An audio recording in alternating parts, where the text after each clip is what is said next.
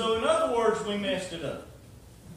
God's plan. God gave us, He said, I'm going to create you, I'm going to bless you. Now when He says bless you, what He's saying is not only did He give us a commandment to do, but He blesses us, giving us the knowledge and the ability to carry out His commands. Amen. To do what He has willed us to do over the earth. He has not just sent us to the task, but He's equipped us with the ability to do it. The first thing we do is we go and mess it up. And we can go back to the Garden of Eden and go through the whole story, and we can blame it on Eve, or we can blame it on Adam, and we can spend all day fussing over that. But really, we messed up. We betrayed what God set out for us to do. Man betrayed God. Because God created us for Himself. And then man stepped out of what He had commanded us to do and not to do, and stepped out and said, I'm gonna do this for me. That's all it was. Eve reached out and Adam reached out to pleasure themselves. Getting out of everything that God gave us and everything that God said, we betrayed it. We betrayed it. Man betrayed what God had created them for. Amen. Because we belong to God. Can you say amen?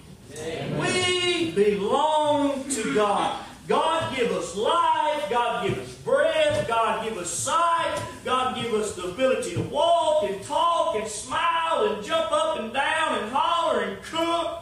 Well, some people, amen? God give us all these things. But now you say, why did God give them to me? For God.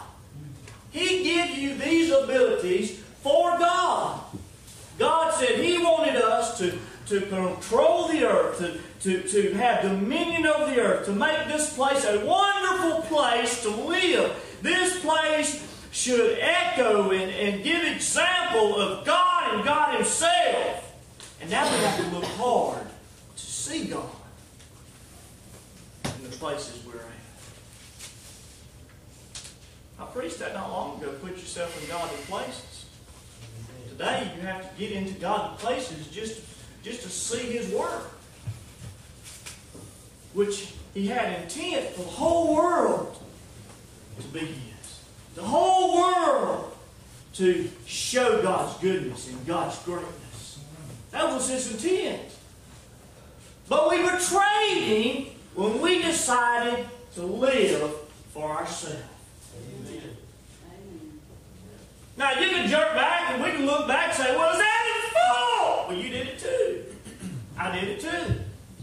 I have made decisions in my life based on my own desires. I took off after being in church and after being, Robert was my preacher, so it wasn't a preaching. He preaches good, don't he? Yeah. Wasn't a preacher, but I was in Robert's church and he was preaching the Word and I've been there all my life. But I decided to leave the church and go out and chase my desires. And it led me down the path of the testimony that I told you.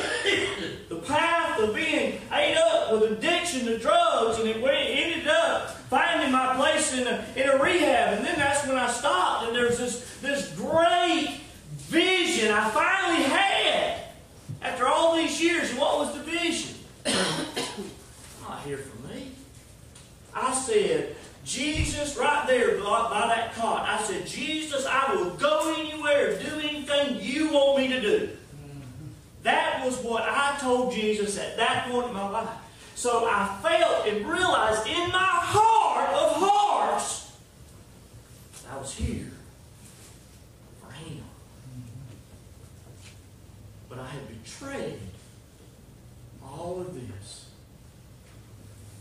through the time that I had left the knowledge of Him. I grew up in church. I knew what I should be doing. But I traded that knowledge for desire. Now, who do I have next? John 3:16. Read that. For God so loved the world that He gave His only begotten Son, that whosoever believeth in him should not perish, but have everlasting life. Now, we put that on chains and necklaces and cards, but it, it's a very popular verse, but it doesn't mean we don't need to revisit. We really sometimes just stop and just open our Bible and see what John 3:16 says. Through all of this mess, all this betrayal, you know what? Man showed up with nothing but word. You acknowledge everything that you've done against God today. You acknowledge the betrayal that you have betrayed God. That you actually belong to God. If you can get to that point that you were created by God and that you owe God, that He owns you. That you belong to God. But then at some point in time in your life, you betrayed God. God made a simple statement that He's not going to allow sin in heaven. If you don't believe that, then you need to ponder the reason that Satan got kicked out. Amen. He hears us a conscience. We know what we're doing wrong and what we're doing right. Amen. That's right. Amen. Listen, we understand we betrayed God. God said He's not going to allow sin in heaven. He's not. So what does that leave us? It leaves us hell. It leaves us the place that God created for the devil, sin, and his angels. And we showed up. You can take it personally. You can say, well, Trust showed up. With all that Trust has done good in his life, and showed up and said, what do I have to give you for the sin I've committed against you, for the betrayal that I betrayed. I betrayed you, God. I realize that. But what do I have that I can give you? What's the answer? What you got? I know I ain't got nothing. You think God needs money? God tells us that He's going to make in heaven streets of gold. I don't know if you understand, that's where you walk on.